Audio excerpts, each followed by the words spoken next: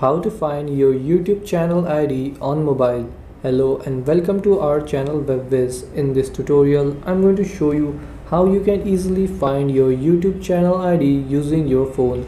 So please watch till the end to properly understand the tutorial. So for this, you will need to open YouTube in a web browser and not in the app. So open up any web browser on your phone. I'll be using Chrome, and then you have to search for www.youtube.com. You have to search for this exact website.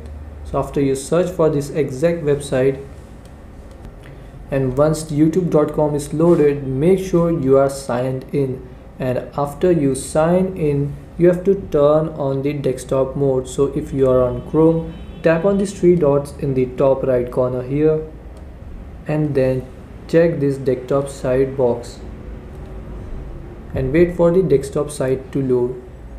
And so once the desktop site is loaded, you have to tap on your profile picture in the top right corner here.